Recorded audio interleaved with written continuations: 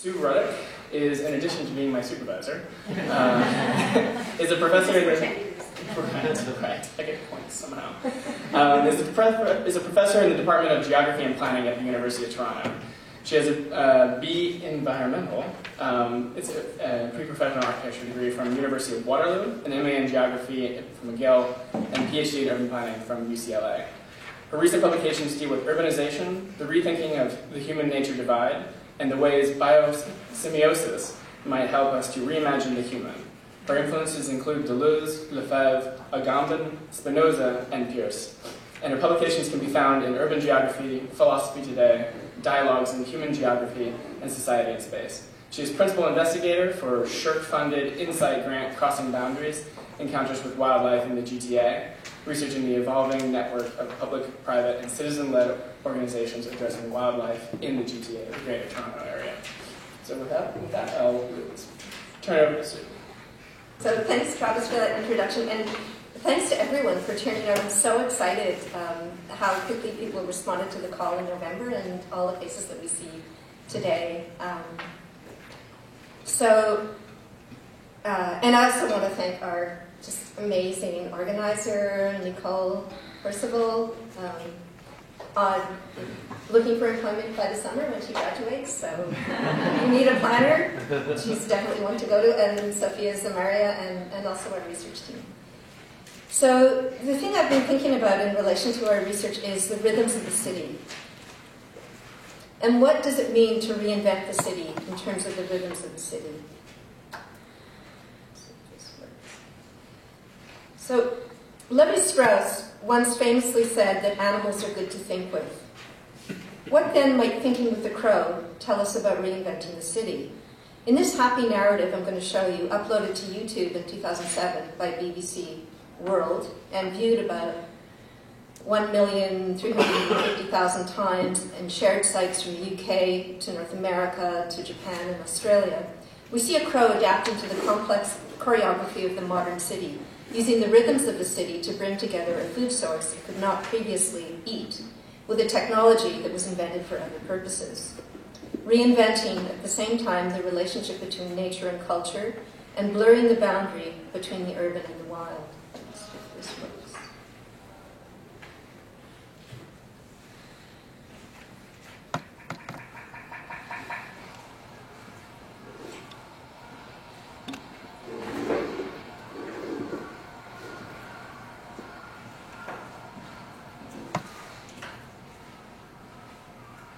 So we see the crow first learning that it can drop a nut too hard to break with its beak into ongoing traffic, using passing cars to crack it open. But the traffic proves too dangerous. Eventually, the crow learns to drop the nut on a crosswalk and wait for the green crossing light to access the nut in safety.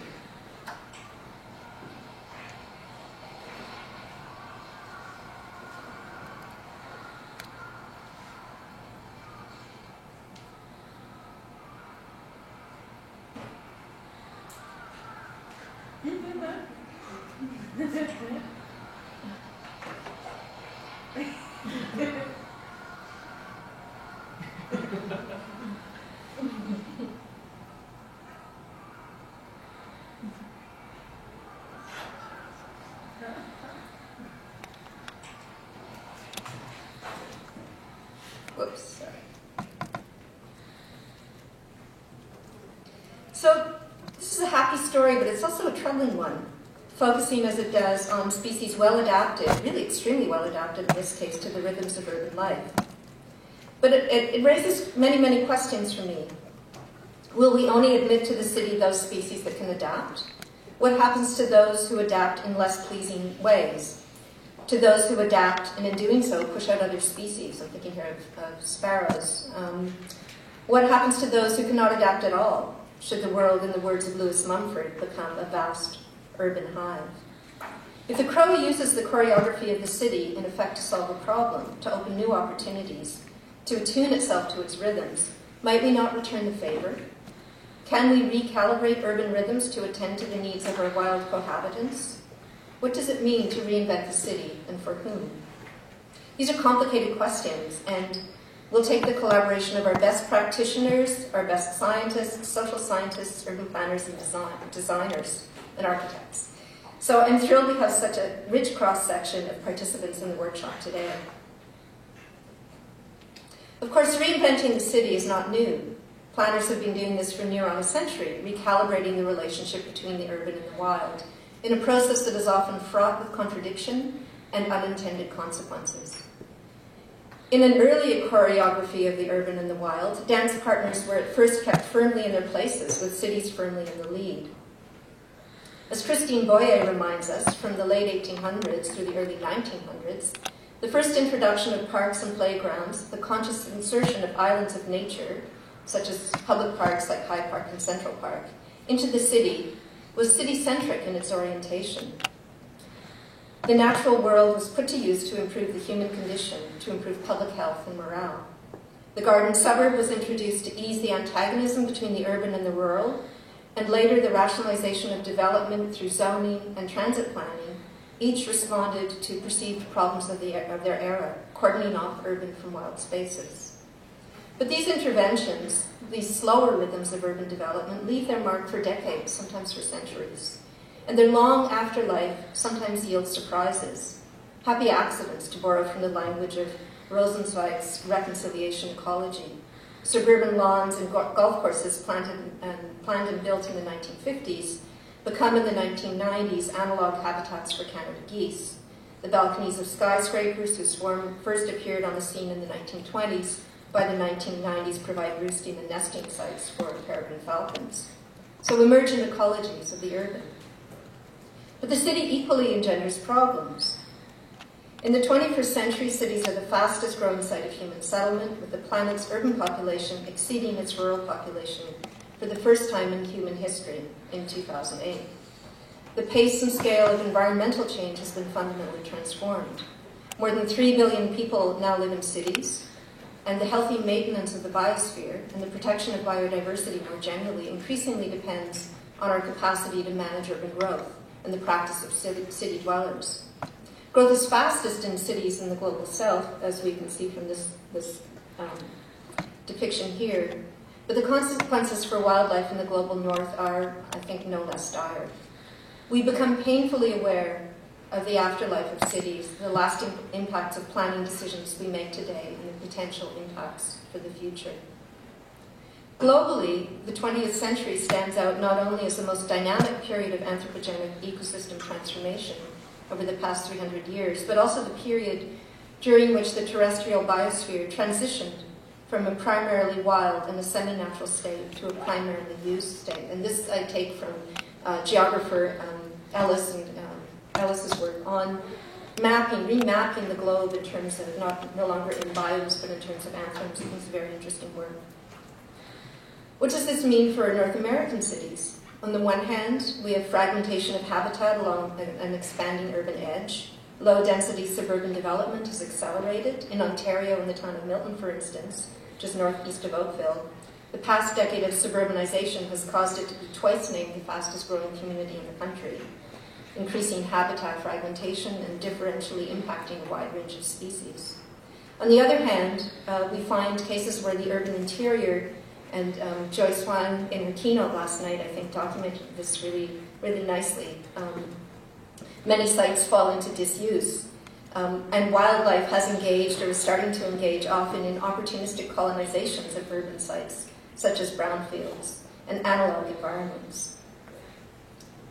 So urban growth is increasingly implicated in a radical transformation of the biosphere, and as well a much more complex choreography of the city as not just and wild spaces, but the city as a wild space.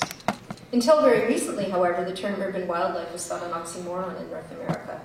The distinction between urban and wild was enshrined in thought and in legislative practice. In our own city of Toronto, if we look at the archives of Toronto field naturalists, they remarked at how unaware in the mid-20th century both outsiders and city residents were of the complex interconnections between Toronto's built and wild spaces. In their 1939 newsletter, they remarked that visiting naturalists who come to Toronto are astonished with the ease with which we can step from the midst of the city into a natural wilderness. But they go on to say that Toronto dwellers have a kind of big city complex. They think of the country as miles away.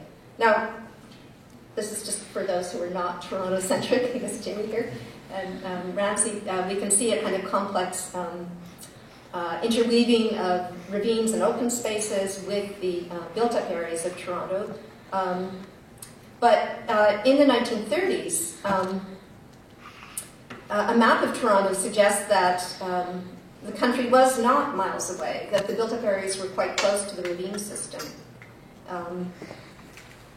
And people kind of visited. This is taken from the archives. This is a 1922 picture of people bathing in Humber, which is a river that runs on the west side of the city. It's interesting they drive their cars right into the water. I can't imagine us doing that today. But you can really see it's the idea of the city venturing into the country and then back again. But the churning pace of urban expansion, a relentless transformation of non-urban habitat, has increasingly blurred the boundary, the presumptive boundary, actually, between the wild and the civilized, leading to a re-examination of urban environments. Native and rare flora and fauna have been rediscovered in urban areas, private gardens revisited as harbingers of biodiversity, and concept has followed practice with its increasing spatial mixing, engendering new ways of thinking about the relation between nature and culture and the relation between cities and ecosystems. We now have come to recognize their inseparability. In feminist ecology parlance, and political ecologists now speak of nature cultures or socio-natures, and we think of cities as ecosystems rather than cities in ecosystems. Now this leads to initiatives around the regulation of the city, urban metabolism concerned with the carrying capacity of cities, the idea of biophilic cities intended to reintroduce nature into cities to promote human health. And these planning initiatives around urban metabolism, biophilia are critically important, but I think they remain, to some extent, city-centric. They're tied more in their orientation to the planning initiatives of the past century and the principal concerns of impact of on human life and health. And are perhaps, and I look for feedback on this, I get the sense that they're agonistic about the particularities of wildlife, which species might persist and which might fall by the wayside in these transformations. I think it is rather conservation ecology, restoration ecology, and reconciliation ecology that have followed wildlife from outside into the city, demanding that we rethink the entangled relationships of urbanity and wilderness. In the writings of Mark Rosenzweig on the subject, or more recently in geography, Jennifer Walsh's writing on zoopolis for urban animalia. Arguably for urban residents, it is the action of animals themselves that are leading this conversation. And I just wanted to show you briefly, without much explanation, because Justin and Tracy are going to present tomorrow, some of the heat maps that have been developed, and I believe this is raccoons, squirrels, and skunks, drawing on the Toronto Wildlife Centre database to show the kind of the proliferation of human-animal encounters across the region. We no longer go to nature. Nature is right there. So these are the results of some of our preliminary stages of our collaborative research, and Tracy and Justin will have much more to say about that tomorrow. This is perhaps why the concept of habitecture, which was coined by J.B. McKinnon only 3 years ago, the integration of habitat for other species into structures designed for human purposes, is starting to gain traction. We're increasingly confronted with wildlife in the microgeographies of our day-to-day. In spite of the happy tales of discovery of complex and biodiverse habitats in urban areas, urban growth, however, remains one of the principal drivers of loss of biodiversity through its transformation, alteration, and fragmentation of habitat. In Toronto, for instance, we have several species that are listed as of concern, extirpated, or extinct. And I'm really interested in the fact, when I was looking through the Ontario website, that they do list this for the region of Toronto. It's not just the wider area of Ontario. So I think that habitecture is not simply the spatial transformation of the city leading to a more complex microgeography. It is also an attempt to attenuate its rhythms. It choreographs the relations between wildlife and the city in spaces where restoration and conservation ecology alone cannot operate. And I in no way mean to displace those initiatives. I think they're really important. These efforts are often extremely hard-won, and many of the struggles are ongoing. From the point of view of an urbanist like myself, at first glance, these might seem like minor alterations in the urban fabric. And I found Joyce's insights in yesterday's keynotes about the aesthetics of camouflage rather than celebration particularly insightful in this regard, signaling our ambivalence to this relationship. At the same time, I'm intrigued by the ways apparently minor alterations in the urban fabric act to kind of hack city infrastructure, if you will, to mediate daily rhythms of movement between wildlife and urban infrastructures. And if the loss of connectivity of habitat is a critical factor in extirpation and extinction, it would seem that these interventions have a scalar impact that far exceeds the areas that they transform. So I'm going to move quickly through just a few examples of that, which are not related to Toronto. We're just at this, the early stages of this research, this phase of the research. But for instance, we see a bat bridge. This is in Cornwall in the UK, not in Canada, where a bat bridge has been created so that bats can following the destruction of a hedgerow, can still use that kind of geography to cross the roadway at a sufficient height to avoid traffic. We have Dennis Wood, who is an imaginative geographer who's doing a lot of mapping, called squirrel highways. These are kind of habitecture by discovery. You can see how squirrels use our urban infrastructure to cross safely from one part of the street to the other. And we can see many examples in different cities where naturalists are reconstructing ropes and these sort of travel ways to reproduce when the loss of treetop canopy means that squirrels can no longer cross in safety. There's the Lights Out initiative, and this is a gift from their site, the Fatal Light Awareness Program, who's been really critical in pushing for bird-friendly glass on new buildings in Toronto. And because of their efforts, and really extremely laudable efforts, since 2010, new buildings in the city of Toronto are required to install bird-friendly glass, although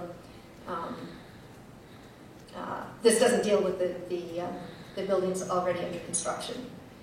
So their advocacy for a Lights Out program would be an attempt to choreograph the rhythms of avian movement in the city against our increasing need to colonize the night with light. In this way, we can see how the city inserts itself into an afterlife, a rhythm of much longer durée, a battleground along what Van Duren has called the dull edge of extinction. Extinction appears abrupt in its finality, but it is also a slow process, moving at first along, almost imperceptibly along the widening edge, through species of concern, those under threat, extirpated, and finally extinct. And the temporal scale of these changes simultaneously invokes deep pasts and vast futures, a full range of temporalities that animate our planet. Temporalities which are unraveling with little sense of how they can or if they might be restored. So the battle here, I think, is fought over time as much as space, and we must increasingly think of the interweaving of temporalities of other life processes into our daily existence, rather than simply cordoning off wild zones, although I think that's really important. We must pay attention to these space-times that intersect and intercede with the rhythm of the city. I think there's reason for hope, if only because of the growing awareness of and interest in the need to conserve and protect wildlife. And I have here a range of, this is just research that we're starting this summer, groups addressing urban wildlife issues in the Toronto region. And the interesting thing is if you graph them according to their founding date, you see almost half of them have emerged since the year 2000. So I think this is cause for hope that there's a growing interest in kind of localized engagement with urban habitat. So we're in only the very initial stages of this research that we're launching this coming year, and if you're in the audience and either on the list or maybe you think you should be on the list, we'll be contacting you soon. And we're very interested in the challenges and opportunities that these organizations face, the gains they've wrested in reshaping an urban imaginary, and the ways their actions have reshaped and are reshaping the landscapes of the city. These re-engagements with wildlife in the city, I think, are cause for hope, and there are several. We see here a photo by Janice Swan peregrines at the Canadian Square building on Yonge and Eglinton. This is one of several initiatives around the city where you have this kind of, I call it a kind of techno-effective romance at a distance, where people can log into their desktops and look through, look at the progress of peregrines in the city. There are several sites now with these webcams in the city of Toronto and the surrounding areas. So Mississauga, Etobicoke, King Street, Don Mills, the William Osler Healthcare Centre in Oshawa. I mean, these things are really sparking an interest. In Hamilton, we have a resurgence of local nocturnal fishermen who gathered in 2010 to resurrect the yearly celebration of the Smelt Run, an event which just over a decade ago was considered a thing of the past. In Etobicoke, we see the launching of an organization dedicated to rediscovery and restoration of the lost creeks of South Etobicoke. There are many examples that we're starting to pull together in thinking about this choreography. These are but a few events that illustrate the acceleration of initiatives by individuals, citizens, and non-government organizations to enhance our awareness and invite our participation in other rhythms of the city, and that intersect with and intercede with the pace of urban life. Taken together, these efforts, large and small, and if I forgot to mention it in the production of Justin's maps, I think Toronto Wildlife Centre has been critically important in that, in their rescue and rehabilitation of wildlife and changing our attitude towards urban wildlife. These can be seen as an attempt to reinvent the city, to interweave complex rhythms, alternative chronologies into the urban fabric. Some originally completely drowned out to be revived, others were rendered barely perceptible in the cacophony of modern urban life. They express both consciously and subconsciously an attempt of urban inhabitants, I think, to produce an alternative chronology of the city.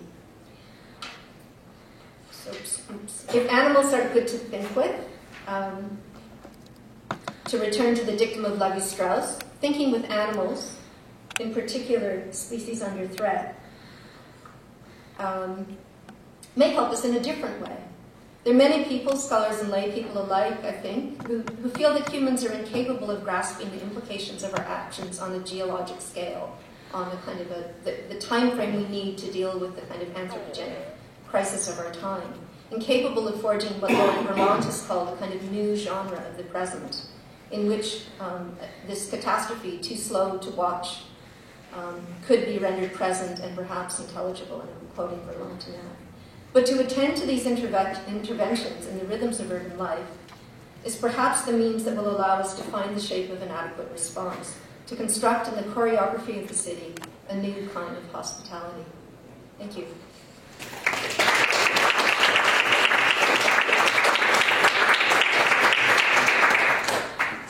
Sue, if we're getting any immediate questions, I'd offer them up to Sue and Justin. Yeah. Okay. My concern is just that this was so optimistic that you may leave us with a sense that things are going better than they are. Could you just give us a bit of bad news? Yeah, I can. I actually rewrote this paper, which was in a more philosophical tone, really focused on extinction and death. And I thought this maybe wasn't the way to open a conference morning on architecture. But yeah, I think one of the things, the kind of, the fact that we live in this era called the sixth extinction, and that the sort of accelerated crash of biodiversity is largely now accelerated by human action. Is really just gives me chills to think about. And I think, some of the things I haven't talked about are also, and I kind of want to look at this in my own research, is the pace of urban development, the pace of capitalism that needs to kind of pull resources out of the land, where an environmental assessment might take 8 years and they want to do something to the land in 2 years. I mean, these are also different rhythms that really complicate these interactions. And I think the kinds of efforts that people are making to protect open spaces, to develop the green belt, to kind of struggle with the Endangered Species Act in Ontario, and its sort of positive and negative, its sort of retracting of its the sort of list of exceptions that are growing for for these acts to protect wildlife are really, really something of concern. But I always feel, and sort of part of my philosophy is I think I want to sort of lead with, yes, some things are happening and we can do something, because if we start with that picture that's so overwhelming, I just want to lie on my couch and listen to TV. Yeah, it's pretty bad.